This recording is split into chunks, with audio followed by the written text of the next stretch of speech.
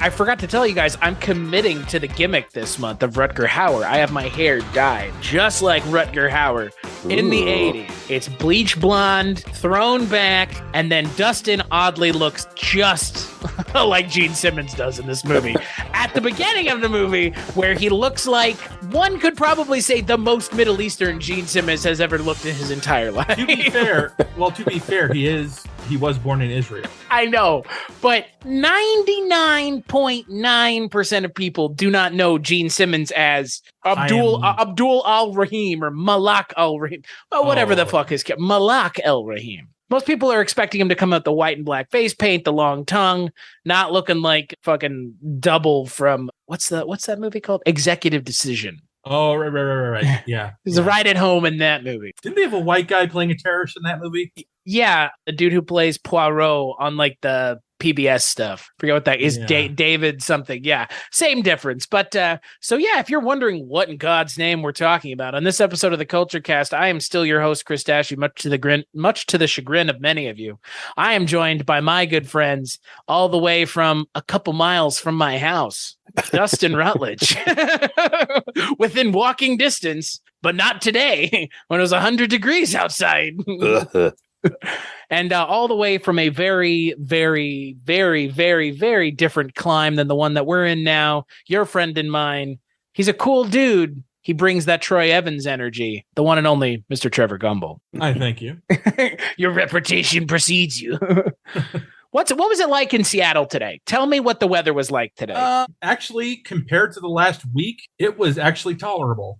You're on with Mad Cow in the morning. Tell us about the weather today. Bow, bow, bow, bow, bow, bow. It was 100 degrees here. It was like walking into a fucking furnace today. Yeah, we had pretty hot temperatures. It was like our longest streak of 90-degree weather in years. Lovely. And, I finally got an air conditioner put in my room instead of using the fan. And I got to tell you, it's made a hell of a difference. Yeah, I believe it. You know what else is hot? So hot you can't touch it. Rutger Harris? No, also Mel Harris. But Rutger Hauer. Rutger Hauer, one might say the most unconventional of action stars. Rutger Hauer. So yeah, this month was programmed by one of our Patreon supporters. And so these are all Rutger Hauer movies. So Andy, this month's for you. We're talking all Rutger Hauer all month long, and we're kicking it off with Wanted Dead or Alive. No, not the Bon Jovi song.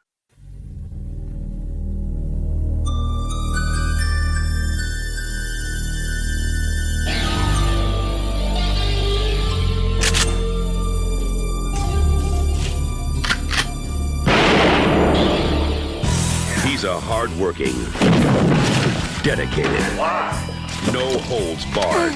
Sleazebag bounty hunter. And business is booming. He's a bounty hunter with a system. There's a $15,000 bonus if he can still talk. And a soul. Mickey, that sounds terrible. We need you. This is a flashpoint situation. But the people he's after I've been waiting to kill him for a long time. are only half as dangerous as the ones who've hired him. Randall really doesn't have much use for you, does he? Would you do what we're doing to a pal? You think I knew they were using you as bait? What the hell is going on? I just gotta disappear. You're losing your bait. You're better off with us than without us, Randall. Don't bet on it. Rutger Hauer, wanted, dead or alive.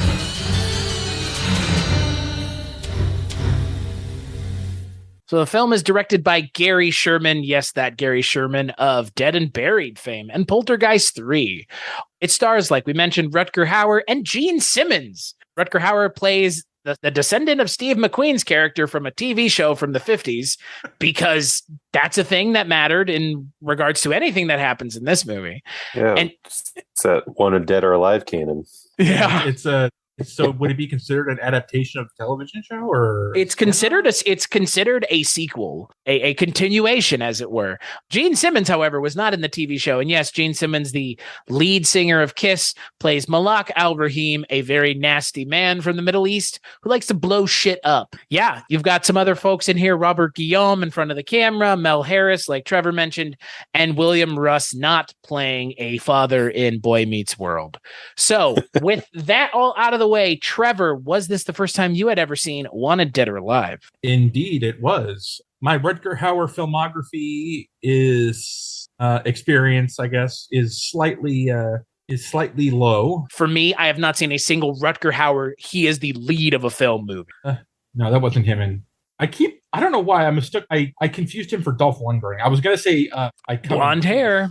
I was gonna say I Come in Peace, but that wasn't Rutger Hauer. What about you, Dustin? Have you seen any Rutger Hauer movies before where he's the lead? One. I've seen one, and it was Hobo with a Shotgun. Oh, yeah. I guess that counts. Yeah, that would be, I guess that. Hawk? I think I've seen Lady Hawk. Have you seen Hobo with the Shotgun, Trevor? I have not. It's pretty good. Hobo with a Shotgun. That was a fun movie. Hobo with a Shotgun has some pretty gnarly kills in it. Yeah. Yeah, that was Jason Eisenberg. Jason Eisenberg. Right. So, Trevor, what did you think of Wanted Dead or Alive? All running through my mind as I was watching the film was like, good luck getting this made today. It's yeah, I mean, that's most films with Middle Eastern antagonists anymore, at least painted this God. stereotypically. I wanted to see more Gene Simmons. He's not really in it that much. Like, his dialogue is surprisingly little, but I was actually surprised how decent he was acting. Yeah, like, he can play a menacing. He plays a good menacing terror, which is a weird thing to say for the lead singer of Kiss. I'm again like 10 out of 10 people are never going to consider Gene Simmons an actor, but yet here we are. And this was back in the 80s when our view of Arab Americans were all, evil. It's being informed by a lot of the 70s terrorist stuff in the Middle East with the hijackings of the planes during the Carter administration. Yeah, and we had the Iran-Contra going on, selling weapons to them. I think it was made at probably, I wouldn't say the right time, but a very interesting time to considering the views of Arab Americans. I thought the movie had a lot of like cliches of the genre. Of the cop, he's not a cop, he's a bounty hunter, but the guy who works alone, who's like, doesn't apply to the rules. Like, the one scene that really caught my eye is like, there's always a scene in these movies where someone's holding up a Korean grocer or something like that, and the guy happens to walk in and just kicks their ass. Oh, then they got that scene out of the gate. Yeah, like literally the first scene with Rutger Hauer in it. Yeah, because we've seen it in Seagal films. We saw it in Cobra with Stallone. Seen it in National Lampoon's Loaded Weapon 1. That's how they opened that movie, is with a convenience store robbery. So, Dustin, what about you? Was this your first time watching Wanted Dead or Alive? It was my first time watching it. And, Rutger Hauer has a strut about him in any movie. He just has that Rutger Hauer-ness. And in this movie, I thought the movie, like, it took a while to get going. Like, I kept checking where I was at watching it. And I think they were setting up a lot of, like, relationship stuff with friends and his lady friend and that kind of stuff. But about 40 minutes in is when, like, real action started. Which is kind of a problem for a movie that's only about 104 minutes long. Yeah. I think that's my... Look, I think Rutger Hauer is an interesting actor to have as your lead because it really, I think it really goes to show, and look, I'm only commenting on this as someone who is commenting on it in reverse, not as someone who grew up during the time. But it's clear to me that in the 80s, the action movies were so successful that they were grasping at everyone who was even in something halfway action and trying to turn them into the next action star. Well, you can also say that about the early 90s, though. Well, I mean, I think that's carryover. I think we're talking about the same thing. I think the prolific nature of action movies in the 80s really forced the industry to be like, we need to find these guys now who can be our leading men for these kind of, I wouldn't say formulaic action movies, but this movie doesn't do anything you've never seen before. Yeah, it by just, the numbers. Yeah, it you know what it reminded me a lot of, Trevor? The Showdown in Little Tokyo. It's that same thing where it's like that movie's a little bit more fun. I think this movie's a little too serious for its own good. Oh, it's a lot serious. It's real serious. It takes itself like deathly serious, which I feel like kind of missed the point, because I think if it had been fun, it would have opened the movie up to some more kind of interesting things going on, like really getting to see Rutger Hauer's character. Because that's the thing. Rutger Hauer is a really charismatic actor. Like he's an unconventional action star, but because he is a character actor at heart, when they give him the opportunity to be the leading man, he's really goddamn charismatic. There's a reason why people remember him from Blade Runner more so than Harrison Ford in a lot of ways, because his performance is the best performance in that movie, at least for a lot of people. I mean, I'm not going to get into semantics on that, but when you put him in a movie where it takes an hour to get going and it's deathly serious, and you have Gene Simmons hamming it the fuck up, but like Trevor said, not in it nearly enough, I just kind of don't. I don't know. It gets bogged down in this bureaucratic bullshit that does not matter, at all. Well, Rutger Hauer, he's a very good leading man in this. I believed him as a badass bounty hunter. But you're right, the movie takes a little long for him to get to do his thing.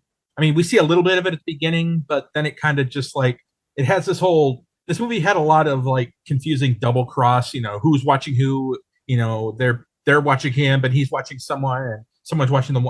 It got way too fucking jumbled. With that Lipton character, the Lipton character, who either Guillaume was working for or Robert Guillaume was working for. And then we have the guy, was he undercover or was he working with the terrorists? Both? Yeah, I don't know. That was never clear. Yeah, because, there's that scene where he goes into the store talking to the terrorist, and he pushes him outside, and they basically kick the shit out of him. And Gene Simmons shoots him 3 times, and the other guy finishes him off. And I'm wondering, was he working for them, or was he undercover? It confused me, because I think they said something about him being undercover. Like I said, this thing was way too confusing. It was too jumbled. There's too much going on, and when there's too much going on in an hour and 40 action movie, and 40 minutes of the movie is spent setting up the movie. The problem is the action is really good when we get it. Rutger Hauer is really good. He has kind of a Chow Yun-Fat energy to him, where it's I believe him as an action star, but would not be my first, second, third, or fourth choice, maybe my fifth choice. But that is the thing about this movie, is it's unnecessarily complicated. And when you complicate an action movie, you're not serving unless it's a spy movie, which then again, you're kind of walking away from action in a lot of ways. Mm-hmm. I feel like it just complicates the narrative. Action movies are really firing on all cylinders when they are as streamlined and kind of to the point as possible. I mean, think about the really great ones of the 80s, like Die Hard and Rambo and Commando. It's a very simple premise, executed really well. And I was going to agree with you guys that he carried himself well as the ex-FBI bounty hunter guy. I actually thought to myself while watching it, and because he kind of has a unique look to him, I'm this guy's seen some shit. I believe him. But I'd be curious if he did his own stunts. And by stunts, I just mean some of the physical things that his character was doing, like lifting himself up on a ladder, going down into the water from the boat, hanging under the truck. Because he actually, if he was doing that himself, he's got some power. I mean, he was pulling his whole body weight up pretty easily. Yeah, I look at the IMDb trivia on this, and it was mostly about the guns in the film, not really much in way of info about behind the scenes stuff. But I was pretty impressed by that. The guy who was the consultant for this movie was apparently also the inspiration for the character that Rutger Hauer plays. And they let him use a lot of his guns from his office when they're in Rutger Hauer's office. Those are this actual real bounty hunter's gun. Can we talk about Mel Harris and the complete unnecessary of her character? Well, if you're going to talk about how unnecessary her character is, you got to talk about William Russ's character as well. Equally as unnecessary. I think they kind of used him to kind of set up almost exposition the character of Rutger Hauer. about talking about his bounty hunter, talking about his paycheck, getting him the job hunting down the terrorists, which forces him to go after the terrorists, essentially. Well, because he has a connection to the guy, because he apparently killed 4 of his men in Vietnam. No, 3 of his men in Vietnam, but he got away. And now they both want to kill each other. And which the movie does a pretty poor job of establishing. They mentioned it a couple times, but other than that, it could just be when they interact with each other, they don't really mention it. That's more of my point. Was there really a reason to give them a connection to each other? Well, that's my point. Like, the movie doesn't really do anything with it, so why mention it? You already have a reason to go after the guy. He's a terrorist, and you're a bounty hunter, and he's the most wanted man in America. And he's blowing up Los Angeles, the city you live in. Of course, the FBI is going to mobilize everybody to help. Like, yeah, that's again, like, it's like unnecessarily complicated. Like, William Russ's character just died for no fucking reason, just like Mel Harris. Mel Harris is in 2 scenes, and then she's dead. Yeah, it's when the boat that they're on, because William Russ is dressed up like Rutger Hauer, because Rutger Hauer's like, just come to the dock, dress up like me, and leave with the boat so I can kind of lose the tail. And then William Russ gets on the boat with Mel Harris, and he's like, hey, we need to get out of here. The fucking boat just explodes. It kind of took me by surprise. I didn't expect it. Me too. And no one else saw the guy poking his head out of the water. The shifty-eyed terrorist in the water, you mean?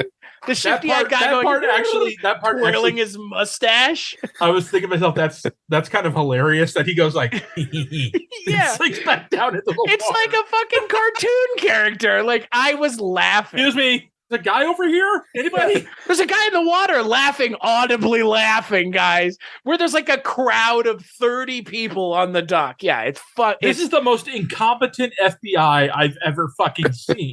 And like, this isn't some CinemaSin shit. Like, this is just like, that shot is genuinely strange and hilarious. Because they shot it on like a back lot somewhere. They were like, all right, Rutger, do you have a pool? We need to get this pickup shot of this terrorist looking like he's in the water. Yeah.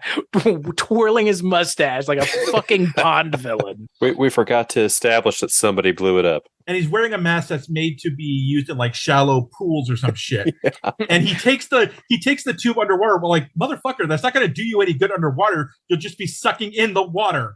It's very smart. Okay.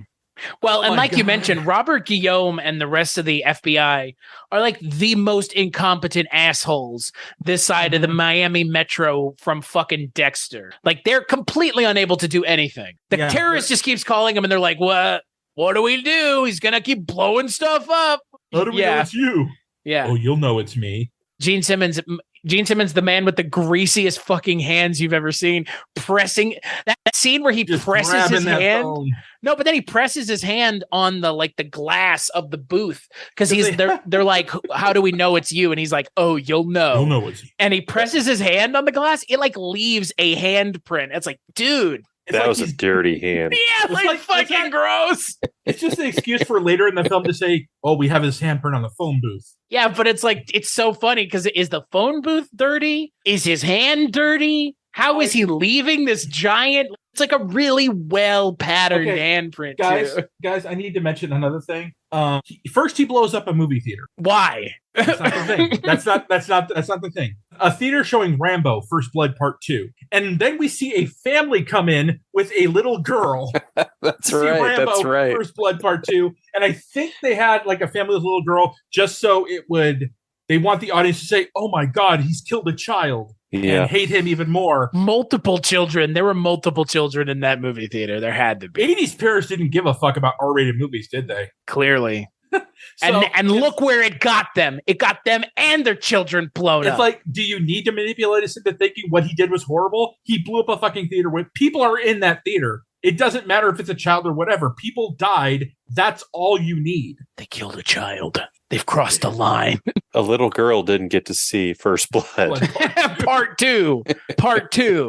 It's what's weird about this movie is it almost feels like times it's too like we're joking, but this movie's definitely serious. It feels like at times there are this like two movies going at it at once. Like there's this movie that's trying to be super serious and like, oh, what happens when you're betrayed by your handlers and a man out on his own? And then this like fucking goofball shit with Gene Simmons where he's just chewing the scenery because, yeah, when Gene Simmons is playing and it's like random Middle Eastern terrorist, yeah, he's going to be the kind of guy who shoots his own driver because fuck it.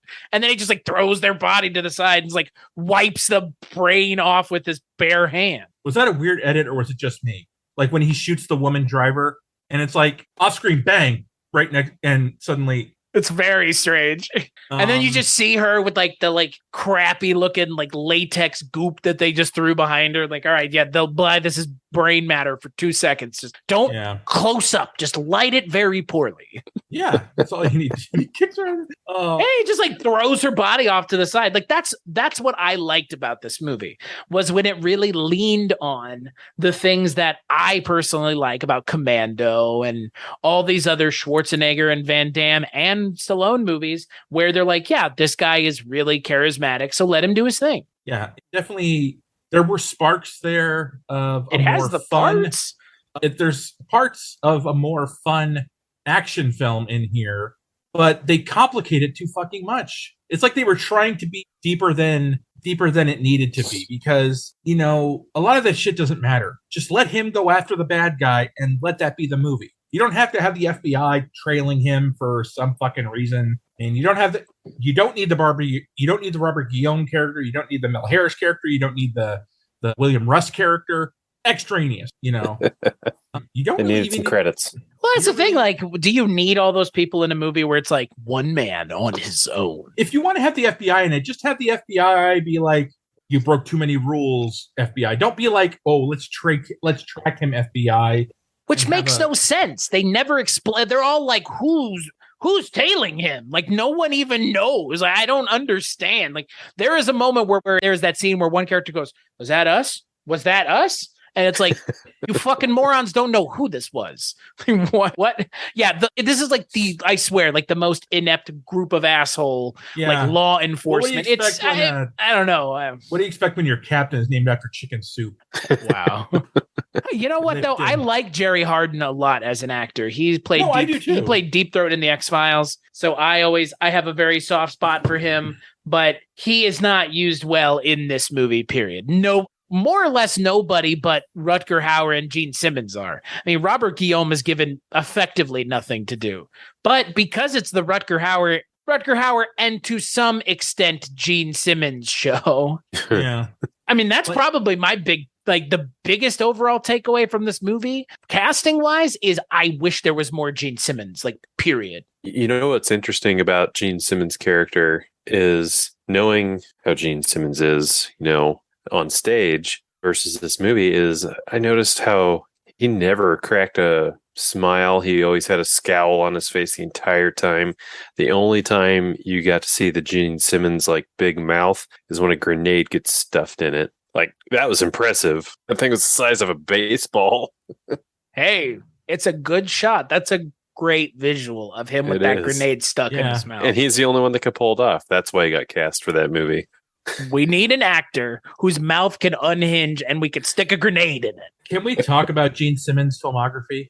Like him as an actor? This would be my only piece of information I have is this movie. I've only seen this and Trick or Treat. That Trick or Treat starred Skippy from Family Ties. A dead rock star possesses him and starts like massacring people. And Gene Simmons plays this like Wolfman Jack type of radio DJ. I mean, I would watch that. Sounds pretty good. Well, I've also seen the Phantom of the Park. Kiss Meets the Phantom of the Park. Isn't that their like first movie, right? Yeah, where they were told that it was going to be like Star Wars, you know. I feel like a lot of people were told that. Stuart Raffle, maybe with Ice Pirates. This should be just like Star Wars. Well, and there's also a movie he did called, I think John Stamos was in it. Awesome. Oh, are you talking? Are you talking about the one where he's like the villain? Yeah, well, he's always the villain. Is it Never Too Young to Die, which is a movie that friend of the podcast Josh Stewart, I guess, really loves. I got a friend who really loves it too, so I need to watch. And I guess it has like Did it have a release on Kino or Shout Factory or something? It's got a Blu-ray. It does have a Blu-ray. Man, this movie has a Blu-ray. This movie has a Kino Lorber release, which is wild. Like, and before I forget, Gene Simmons was also in Runaway with Tom Selleck, where I believe he cross-dresses. I think my favorite anything to do with Kiss outside of Detroit Rock City, which I think is a fairly decent movie. I love that movie. Is in Role Models, where they do the whole Kiss My Anthea thing. Yeah. With Sean William Scott and who the fuck is it? Paul Rudd. Yeah, Paul Rudd. Yeah. It's funny you remember the least popular actor, but you don't remember the most popular actor. Because Sean William Scott is really funny in that movie. He is. Yeah. He is really because funny. The pairing with the child actor that they pair him with is fucking hilarious. Because that child actor just takes the piss out of Sean William Scott's character. And I think just Sean William Scott as an actor altogether. And Kiss My Anthea is fucking hilarious. I don't care what anybody says. And plus you can't tell me that the scene at the end where they're playing for his girlfriend isn't sweet. I mean, I like that movie. It's one of those like weird random comedies that came out in the 10s that, I saw when I was in college. I don't know why, because it was probably something to do. I saw it with my dad. I loved it. Well, like 2011, maybe 2010, something like that. It wasn't 2011 because that's when my dad passed away. So it was like sometime between 08 and 10. I think it was like 08. I don't know if you guys know this, but piece of Kiss trivia you can take with you to your local trivia evening. Mm-hmm. What band sells caskets? Licensed. Yes. Yeah. I knew this already. Kiss. Yeah, but you know it. But Kiss, do you know what famous guitarist is buried in a Kiss casket? That would be, what was his name? The one who got shot on stage. Correct. But you need his, but for this trivia evening, we need the name. Sorry. Dustin's been here before. He knows he knows the rules. Vinny something. Wasn't it Vinny? Dimebag Darrell. Dimebag Darrell. Yes. For a bonus point, the band was Anthrax. Close. Pantera. I'm bad at the hard rock. I mean, you're close. You're batting in the same ballpark. Yeah, I think they donated the casket. Probably. I know that he was a huge Kiss fan, but yeah, you can get a Kiss casket. Which is surprising because Gene Simmons is one money hungry bastard. Yeah. There's nothing he won't slap the Kiss label on to sell product. Hey, Kiss Pinball Machine is pretty cool though, so I'm not going to complain. Condoms, the Kiss comic book, which they made with their own blood. What? Kiss was the Psycho Circus, right? Yes, Kiss was Psycho Circus. Okay. For whatever reason, not Insane Clown Posse Psycho Circus, Kiss Psycho Circus. Because I remember a line of Todd McFarlane toys, Kiss Psycho Circus toys. I love Kiss. I don't have a strong opinion about Kiss. Does that make sense? I get it. Yeah. Do you have a strong opinion, Dustin, about Kiss? I mean, I listened to Kiss growing up. My dad was a Kiss fan, so I like Kiss. Did you ever go to Salina, Kansas to see him at the military base? No. Oh, that's a thing that I know someone here actually did. Went and saw Kiss in Salina, Kansas. Like, what the fuck, dude? Okay. I don't know. Kiss is all right. Like, I think Kiss has some really good songs, but like anything else, I think the songs that we've all heard from Kiss, I've heard a million times, and I could probably stand never hearing again. But you know what? What I like about them is they're kind of the fun, unpretentious rock music, It's, just about, they've never been like, let's tackle serious issues. No, it's arena rock. It's arena party, just have a good time kind of thing. They were never deep. No, they were controversial. They were kind of Alice Coopery with the blood and shit. They wanted to be comic book. They wanted to be like a comic book, and they were. And they were like they wanted to be like mythical superhero kind of Jewish superheroes. Which, they gave themselves the name like Star Child, the Demon. I forget what Ace Frehley was. The Cat. Bro, how could you forget? Starman, the Demon, the Cat, and what's the other one? Star-Lord. Who? There was Ace Frehley, Paul Stanley, Gene Simmons, and I don't know Kiss. It is one of the few bands where I feel like I do know all the members. I don't know how we're missing one. Well, they've had different members, mostly different drummers throughout their career. Yeah, I don't mind Kiss. It's weird to see Gene Simmons in a movie though. Like there's no two ways around it. Like I think it's weird because again, I mean, I don't know if any of one of us may have been alive, but I don't think any of us were old enough. There was like that big hullabaloo when they took their makeup off because people like didn't see them with their makeup, never did know what they looked like, and people were like, "Oh, that was like 83, I think." those bunch of fucking dudes, like just four random guys.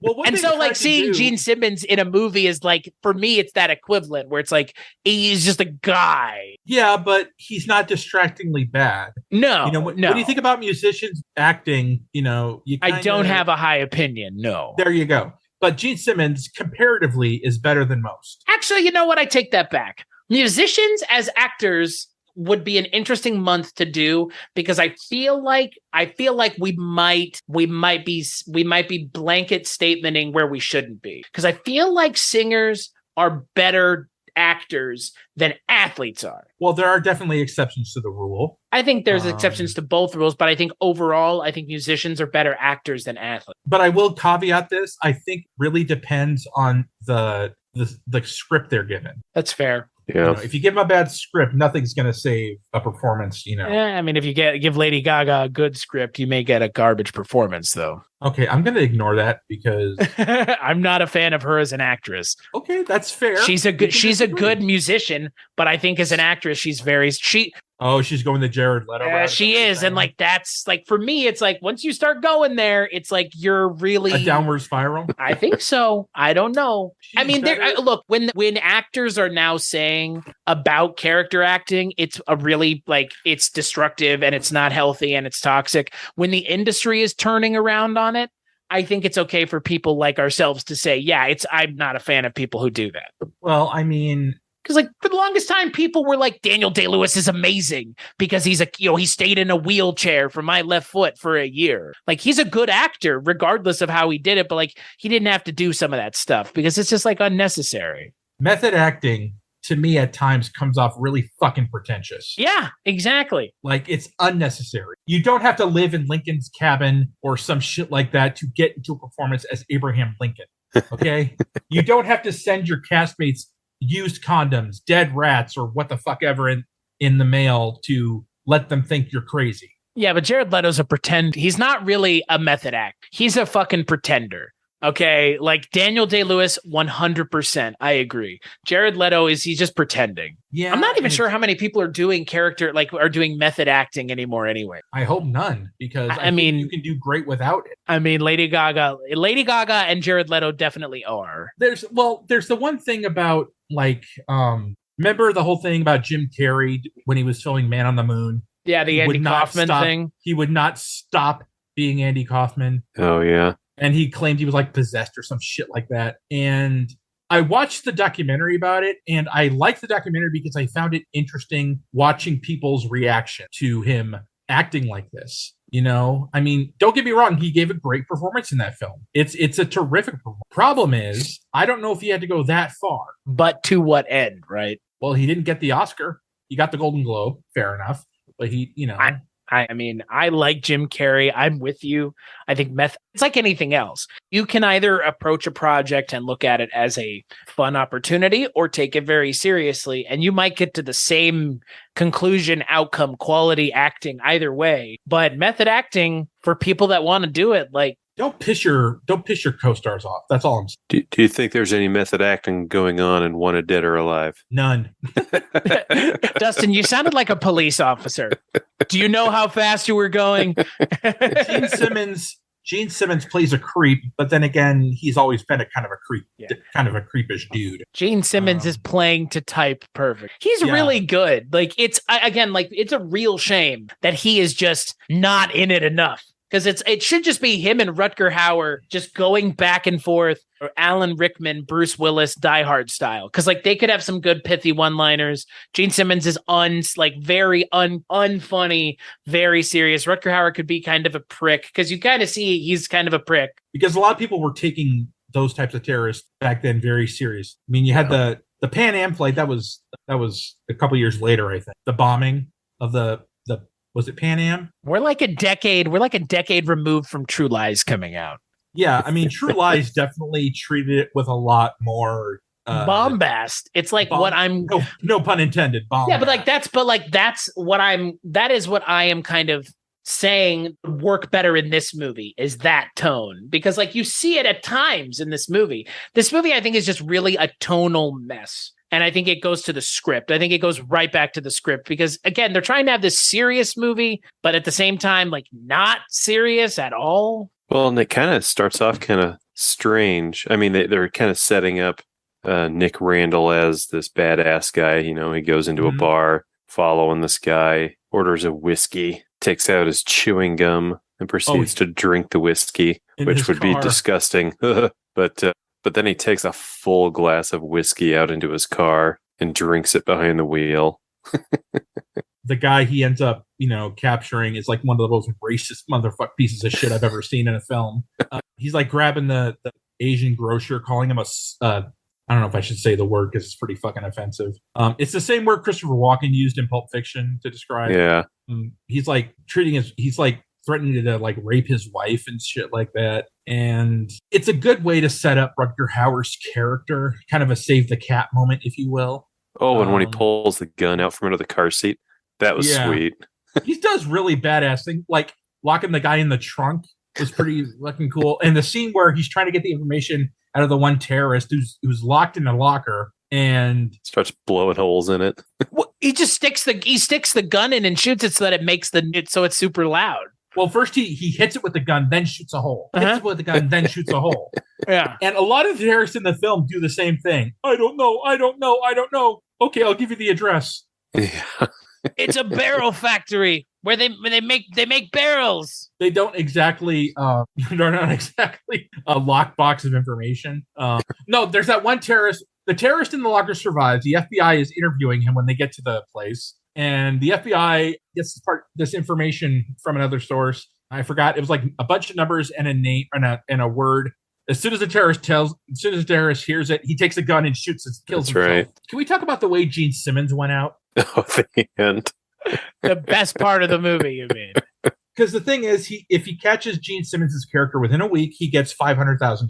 So at the end of the film, he brings Gene Simmons out from the warehouse, goes to Lieutenant Lipton, and says, make $250,000 out to the widow of William Russ's character. And he says, I'll pick up my bonus tomorrow. And he starts walking away, turns to Gene Simmons and goes, you know what?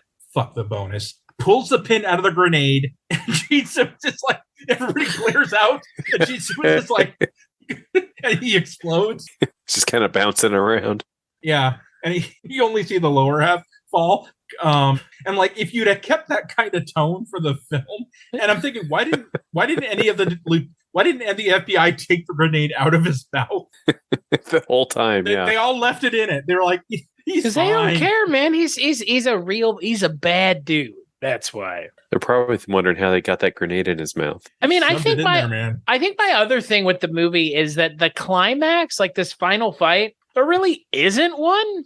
Yeah, it's kind of. They just kind of shoot at each other until Rutger Hauer finally gets the drop on him, and that's it. There's really no meeting of the mind. No, there's no like back and forth moment. It's very weird. They're separated the entire movie, and then the moment they get near one another, it's game over. They have one interaction. The movie sets up this long history between them. You figure they've got some words off screen. You figure they have some words to say to each other about nothing. There really was no point to them having connection. It's just because apparently Hauer killed a bunch of his friends, right? Yeah, like 3 of his friends, but the other guy got away. But Gene Simmons got away, and he didn't even mention it. No, he never does. He does mention that he knows him because he's sitting at his headquarters. He's going through pictures, and there's this like almost headshot of Nick, and he goes like, "I know him," and like, I kill him or some shit like that, but. Yeah, but other than that, there's really no semblance of a connection between them. Yeah. They're never given an opportunity to be on screen together. I would have liked Gene Simmons to like have a phone call with Nick, taunting him over the phone. That would have been kind of interesting because Gene Simmons can play very menacing. And I think, I know it's a cliche, but taunt the guy. Yeah. Don't just blow shit up and, have him chase you around. There's no like intrigue in that. There's no fun in that. I mean, the closest we get is like the scene where there's that chase scene where he's driving the big rig and Gene Simmons is in the car with the terrorist lady. You mean the end of the movie? Yeah, and he keeps like bumping the car like it's bumper cars and shit. Yeah, and, it's like I can't believe that that's the end of the movie. Well, he sets up like, and Gene Simmons has this whole thing of his followers, and they hide in these oil barrels, which is like the most unsubtle of unsubtle fucking imagery you'll ever see. Bunch of dudes, terrorist looking dudes popping out of oil drums, like on the nose munch. Yeah, but the problem, when I first saw, I'm like, oh, they're putting them in a bunch of drums, so it's gonna be like a sabotage. Nope, it's one per section of the compound. So like you see a bunch of barrels and only one guy, and then there's a bunch of barrels and just one guy. And I think they arrest one of them, and that's it. So Hauer mows through the other one when it pops out of a barrel, just runs it over with a semi. Yeah, these terrorists are pretty bad shots. And the ambush, okay, cool strategy out of the cans. But yeah, like you said, spreading them out like that, and then, yeah, he's just left to get ran over by a truck or surrounded by explosive barrels. It's just weird to me that they spend all of the time in the movie setting up the confrontation, and there is no confrontation. But like it's like 2 seconds. And I don't, it's not like Gene Simmons is not a physically intimidating guy. Gene Simmons is a big dude. Even without the giant platform heels that he wears, he's still a big dude. And yet they just don't, I don't know. It feels like for once, I'm going to say it feels like what they should have done is cut the intro back 20 minutes or give this movie 10 more minutes. Like really, like give like 10, 15 more minutes. This movie could have benefited from a little bit more of just something. The script needed a lot of tightening up, and it needed to be tonally consistent throughout, and it's not. Yeah. Again, I can't tell if I'm supposed to find Rutger Hauer's character to be charming and kind of dashing, but roguish, or troubled and angry. Like the movie doesn't take a stand, and then having his girlfriend and friend blown up halfway through it doesn't. I'm still like, what? How am I supposed to feel? And you're still reeling from that. Yeah, and at the end of the movie, when he's sitting on those rocks, kind of watching the water, again, I'm thinking to myself, like, am I supposed to feel sad, or like, is he like troubled, or like, what the fuck? Like I don't get it. They try to make the harmonica part of his personality, and frankly, he sucks at it. Yeah, he's pretty bad. Actually, the music in this one was very distracting. It was. I didn't really care for the wannabe John Carpenter score. I didn't mind it. I didn't mind it. I mean, he's worked with John Carpenter. Joe Renzetti has. He worked with Carpenter on that Carpenter Elvis movie, and he worked on the first Child's Play. So I didn't mind it. But again, like I think it's just weird because like I think this movie's just like, I don't know that this movie knows what it wants to be, and I really don't understand how they were like, yeah, this movie's connected to a TV show with Steve McQueen. That's a Western. What's the point of that? There's no. I don't know. Like that show is mentioned once. Yeah, like mentioned briefly. That show's a 1958 Steve McQueen Western TV show. Yeah, and we're supposed to like know that he's like descended from, you know, the Steve McQueen character. Like, what does it matter? Who cares? What's the fucking point? There's none. It makes me wonder if the target audience at the time would have heard the reference of Josh Randall that was mentioned in talking about stories of the Old West, if they were in the theater like, oh shit. Oh yeah, I remember that from Wanted, Dead or Alive. Like, I don't think so. I don't think so. Now, the only thing people are going to confuse the movie for is not the TV show, but the Bon Jovi song. Yeah. I enjoyed this movie for what it is, but I get the sinking feeling that some of the other movies this month that I'll be seeing are probably going to suit Rutger Hauer's acting better. Because again, I've seen Rutger Hauer in Blade Runner. I know how good he can be, and he's pretty good in this movie. But this movie does not get really close to what I know the caliber of his acting truly is, which is he's one of the greatest character actors of all time for a reason. Rest in peace, by the way. I love Rutger Hauer as an actor. He's in one of the best, again, sci-fi movies of all time. I don't know. He's got a good look to him. There's an interesting build up between him and his buddy. Was it Dan or Dave? Dave. Who was an actual police officer. But like for the first like 25 minutes of the movie, it's like kind of them just buddying around. And he's like garaging a motorcycle for his buddy so his wife doesn't find out. And like I'm going into the movie, I'm like, these two, like they're gonna they're going to handle business. He's got his in at the police force. And then, yeah, it just kind of like disappears for a while. And then all of a sudden, boom, he's back and he's dead. And again, there's an unspoken rule, these kind of movies. If you're the cop friend of the vigilante, you're dead. Yeah, you're so dead. fucking dead. Yeah, I was going to say any fucking Seagal movie will tell you that. And if you have a wife and child, rest in peace. You're fucked. Good luck. Oh, I do want to hear what you guys thought about the scene towards the beginning. He gets back to his office, which is a gigantic warehouse with like security coded garage and elevators. But he gets back and he's kind of decompressing, taking his jacket off, picks up a basketball and starts like aggressively chucking it at the wall. Yeah. And one of the times it almost biffs him in the face. He almost ate the ball. And then the last thing, I still can't tell. Did he like bounce it onto the next floor? I don't know what happened. It almost looked like it took his head off. Yeah, I don't see the ball coming down. That was just a weird segment. Well, first I was thinking, does he have a hoop in his house? That's not safe. I mean, he's probably got a lot of shit in there that's breakable. But no, he just plays it like handball. Like, you know how some guys take like one of those small pickleball with a basketball, dude. Yeah. It's like the director gave Hauer like, okay, now take your jacket off and go play basketball. And like, he's Dutch and he's like, I don't know. He just starts throwing it at the wall. Rutger ball, baby. I invented it. I take the ball and chuck it at the wall. Not racquetball, Rutger ball. Yeah. Rutger ball. Yeah, I mean, that stuck out to me as kind of strange. Maybe they were just trying to evoke atmosphere or character. Like, he's just tired and he's very moody. He's very moody. They did a lot in films with characters throwing the ball at the wall and catching it to signify, either relaxing or thinking or deep in thought. Just like Steve McQueen's character in The Great Escape. And Steve McQueen plays the character that the character in this movie is the descendant of. It's like poetry, it rhymes. Or like Tom Cruise in Mission Impossible, what was it, Rogue Nation or Ghost Protocol, where he throws a rock at a wall like a ball does and catches it in the first part of the movie. It's because Tom Cruise is a verifiably insane person. I bet he did his own stunt in that scene too. Yeah. Probably. He was like, well, you won't let me catch it in my mouth, so I have to catch it in my hand. Mr. Cruise, we are not going to insure your teeth for catching a rock in your mouth like a dog, sir. Mel Gibson was considered to play Rutger Hauer's character. In this film? Yeah. I don't know. This is how many years after Lethal Weapon? This is before Lethal Weapon. Lethal Weapon was 87. I think you need kind of a more intimidating presence. And Mel Gibson plays a great action star like Lethal Weapon, wisecracking shit like that. Physically, I don't find him that intimidating. Especially at that time, he was more just for his looks. Yeah. March 6, 1987 is when Lethal Weapon. So it's like within 6 months of this movie coming out.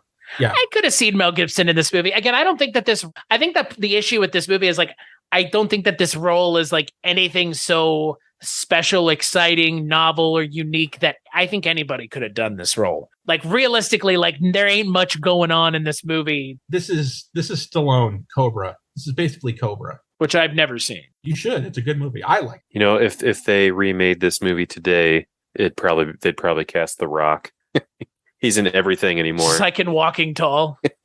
Which I kind of like Walking Tall with The Rock. I like The Rock in general. He's got a lot of charisma. He's very, entertaining to watch. I think he verges on being one note though. Yeah. Like anymore. Kind of like same guy. Early in his career, he was taking chances with some different roles. Not so much anymore. But like you don't make millions of billions of dollars making indie movies about prisoners who are being reformed through football, okay?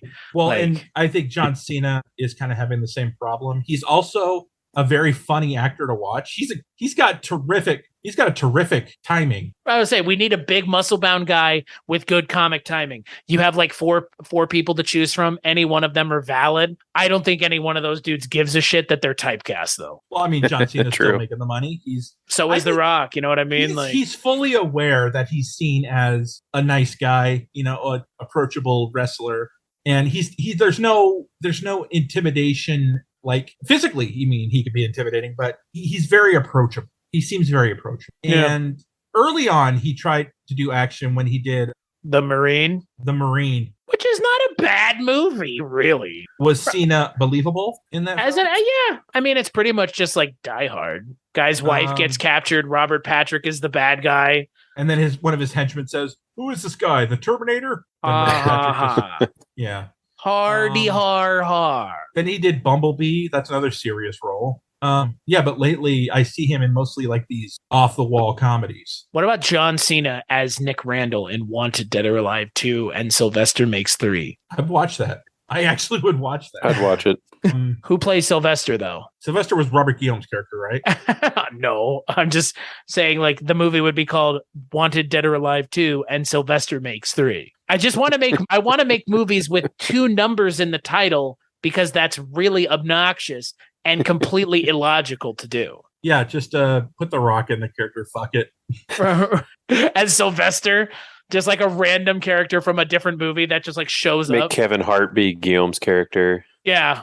Because you can't have The Rock without Kevin Hart anymore. I'm telling you, right. baby. It's in the I'm contract. telling you, the fucking movie that needs to be made is a remake of Jingle All the Way with The Rock and Kevin Hart. But Kevin Hart plays the fucking dickhead character, and The Rock plays Sinbad? like The Rock plays the Sinbad character, and Kevin Hart plays like the family man.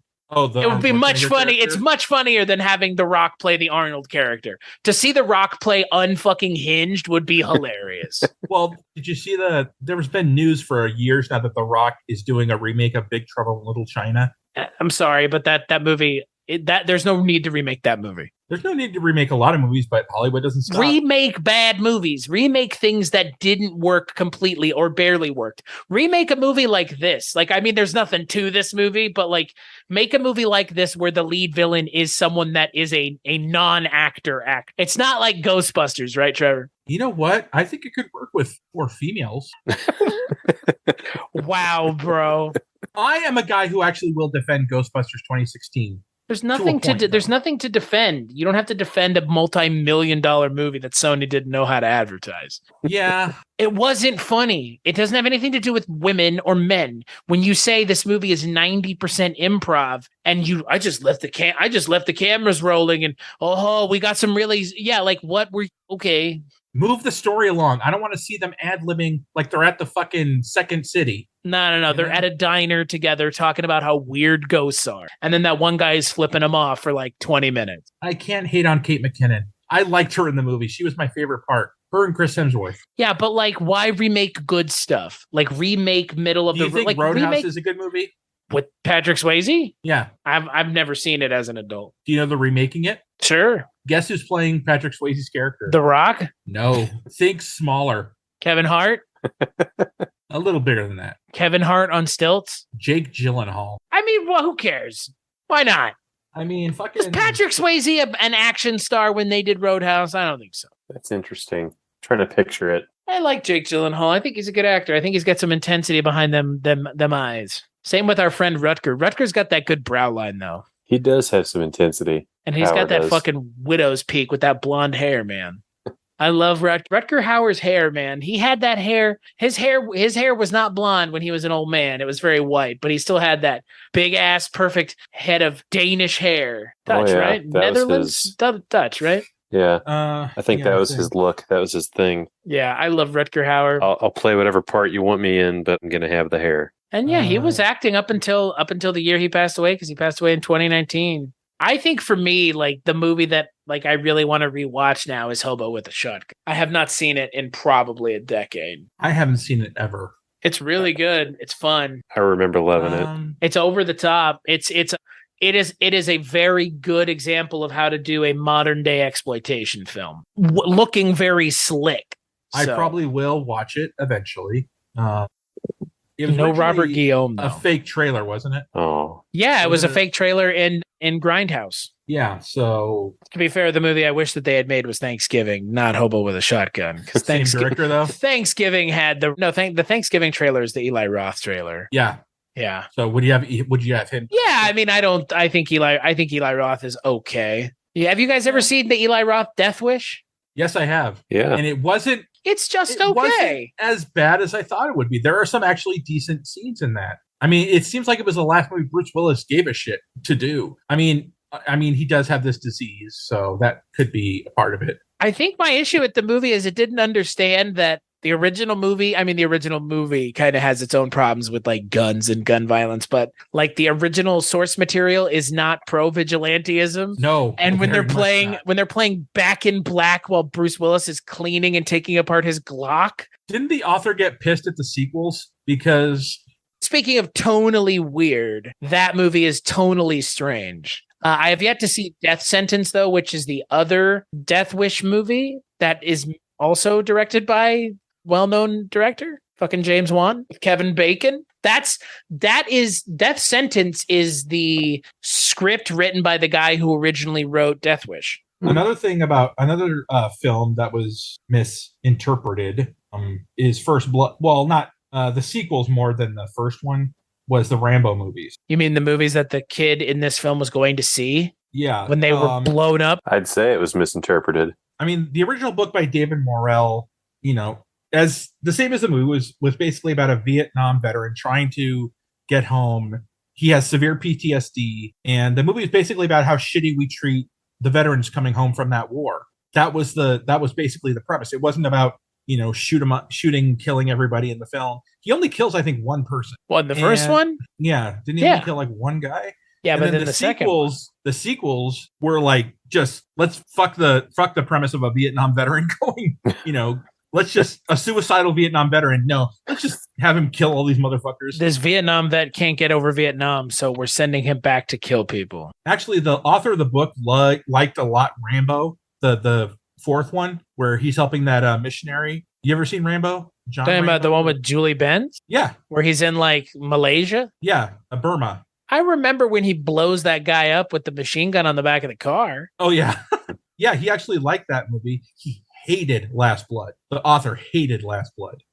I didn't like I like that name of that movie, Last Blood. Is it going to be Last Blood? I hope. I wanted Rambo in space. Right. People still want Machete in space. Why not? I don't know. I didn't see the second one yet. I mean, the first one has Steven Seagal in it. Just anything in space. Would a Steven Seagal versus Rutger Hauer movie be good? I would just watch it to see Rutger Hauer beat the shit out of him. Yeah, I'd watch that. That wouldn't happen. Yeah. We know that wouldn't happen, Trevor. Steven Seagal never lets anyone go over on him, brother. He has far too much chi. It's not like the offer from the big studios are rolling in for the guy. I could take my hand and hit it on your neck and sever your spinal cord. Steven Seagal. That video you showed us with those guys basically falling over him. Yeah. And then I take my chi and I go, yeah. And they're buying all this shit. I mean, hey, if you believe it, if belief has power, dude. I'd be more defending of Steven Seagal if he wasn't such a fucking prick. It's fair. Seriously, it's fair. Did we ever talk about how he treated Katherine Heigl on Under Siege 2? Be creepy? Yeah. I mean, you didn't have to tell me that. I knew it. No, I think he was pretty grabby towards her. Oh, great. And she was only like 16 when that movie was made. Good. Oh, man. Thanks, Steve. Because I was 15 when I saw it, and Katherine Heigl is not that much older than me. Great, Steve. Yeah. So speaking of things that aren't terrible, Trevor, what are your final thoughts on Wanted Dead or Alive? There's a terrific, fun action film in here. If you pick through the film, you're going to find something you'll enjoy, I think. It definitely needed a lot more work script-wise to make it tighter. It didn't need to be 107 minutes. It could have used a trim down and take out some characters that were really unnecessary and plot lines that really didn't make any sense or really get resolved. But yeah, I mean, I'd recommend giving it a watch. What about you, Justin? Yeah, I say the same thing. I liked watching it. I mean, kind of the same things we've been saying. There are definitely some moments, especially the first 35, 40 minutes. It's kind of like, okay, the movie's called Wanted Dead or Alive, and he's just broing around with his buddy and talking about his girlfriend. So when are we going to see some action? And then, once that part of the movie kind of starts, you kind of get a feel for what the movie's about, and it's a little more enjoyable to watch.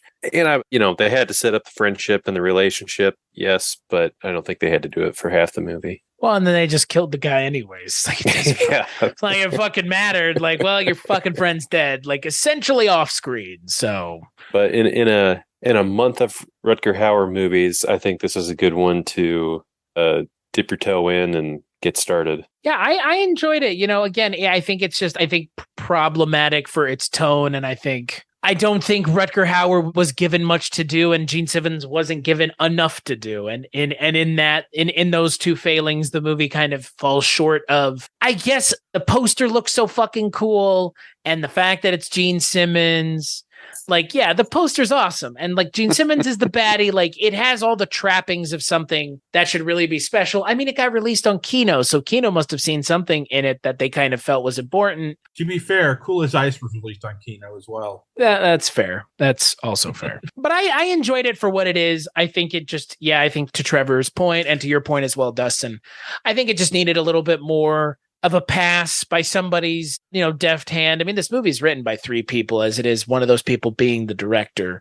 So, I don't know what would have helped, but I definitely think focusing some of the ideas, cutting out some of the unnecessary kind of complicated stuff would have streamlined the movie, maybe a little bit, maybe a lot. I think we would have been having a different conversation because we probably would have seen more Rutger Hauer and seen more Gene Simmons, the things that we don't get to see very much of because they spend a lot of time with other characters who end up not mattering at all. And that's the problem with a movie like this is, your lead is important, but your follow-up characters, your supporting characters, your villains, they matter just as much. And if those are not as good as your hero, it's not going to be a successful movie. The terrorists were just very one-dimensional. Yeah.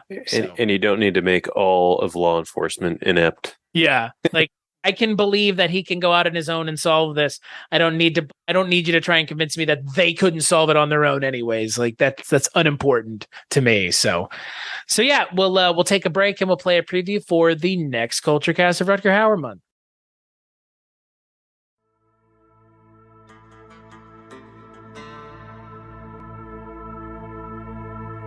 Designer drugs, boy. Wave of the future. You lost a lot of money downstairs, Mr. Devereaux, and you can't pay it back. You're just the kind of chemist I need. I'm not gonna make that shit for you! I heard your ex-wife and son are living down in Miami, Mr. Devereaux. No! You son of a bitch! Nick Parker. Your name is on the memorial. Yes, I've been there.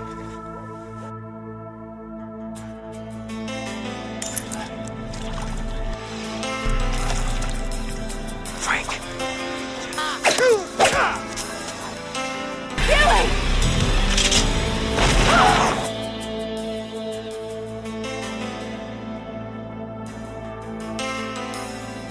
Step aside, blind man.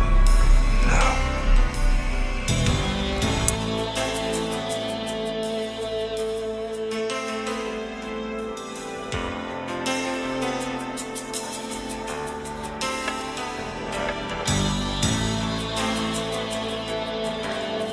I get the window seat. You don't need it. You're blind. Get me there, little prick. You down the war, huh?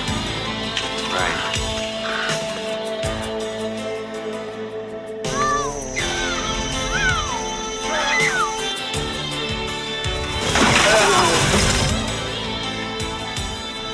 Shoot! What the hell is going on around here?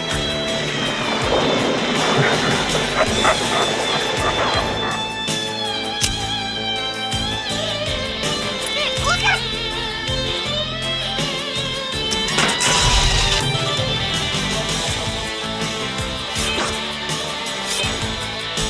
If you like this stuff, maybe we can set up a regular pipeline.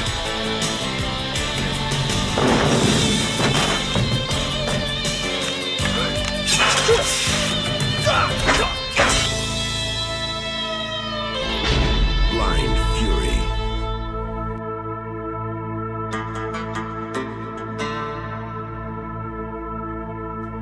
Fuck off! I also do circumcision. That's right. On the next Culture Cast, we're going to be talking about Blind Fury, a Zatoichi style film where Rutger Hauer plays a blind man from Vietnam with a samurai sword. A much better poster, by the way. Hell yeah. I like that poster better.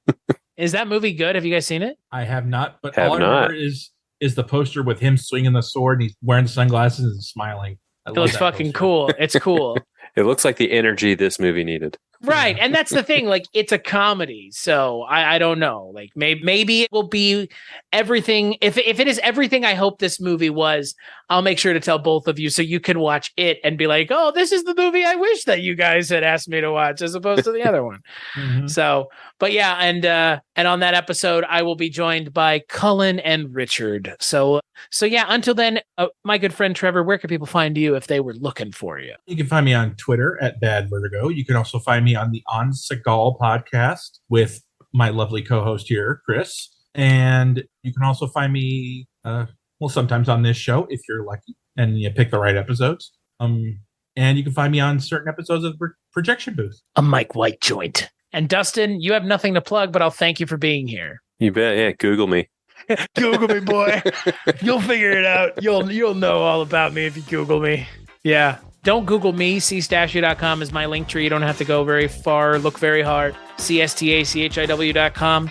That's the link tree. Go there. As for this show, culturecast.com, just rate and review on iTunes. If you want to kick money to the Patreon, cool. If not, just listen. That works too. And Trevor, Dustin, thank you both so much for joining me to talk about this movie, this Rutger Hauer movie. You bet. Thank you. And we'll catch you on the next episode.